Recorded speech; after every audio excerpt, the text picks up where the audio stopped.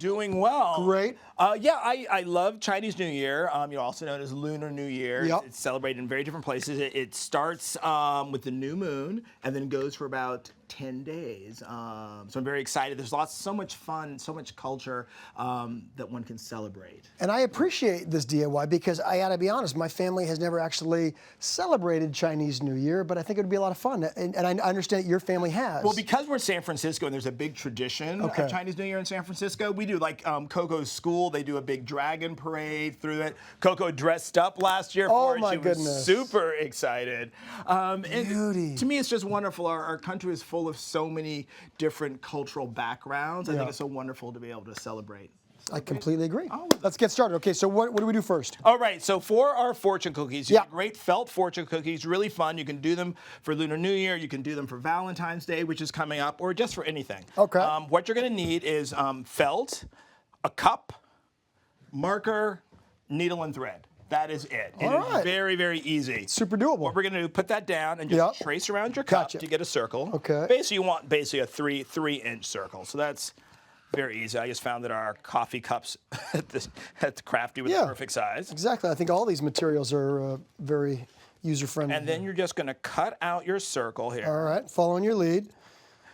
Now, one thing, I'm doing this with felt. You can do it with other fabrics as well, as long as the fabrics have some sort of stiffness to them. I'm like feeling this, and it's pretty heavy-duty felt, right? Well, can you do it with like a lighter weight felt? Well, the heavier the felt, the nicer quality felt is going to be better. The light felt doesn't hold the shape as well. Okay. What you don't want to use is the stiff, the really stiff craft felt. You do not want to do that.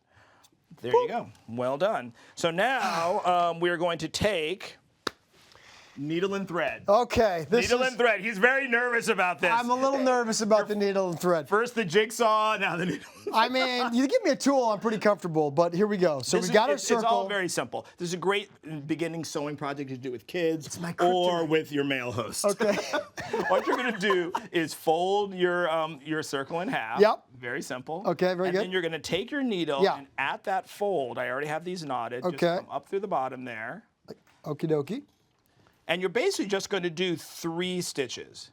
So then go back down. Go back down. Okay. Up, and just do 3 stitches all the way up. You got it. The fortune cookie is interesting. We in America associate it with the Chinese culture. Yes.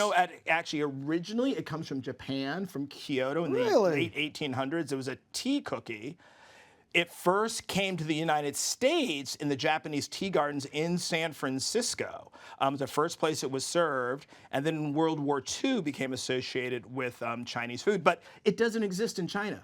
They actually tried to export them to China in the late 80s, and they called them American fortune cookies. Really? Yes, they do not exist. So I love that you know your history of fortune. It's one of those things, and they became super popular when the first machine, and then once you got that, what you're going to do is don't pretend like I know how to end this here. So what you want to do is just do another little stitch through. Okay, like this? Yep. And then put your needle, pull that through. Okay. And then put your needle through your loop. And then there's a loop in here somewhere. Yep, and then that will just sort of tie it off. Oh, for I you. see. Okay. When they came up with a fortune cookie machine to make them, a factory in Oakland, and that was when it became actually truly popular. And then cut that off. Look at you.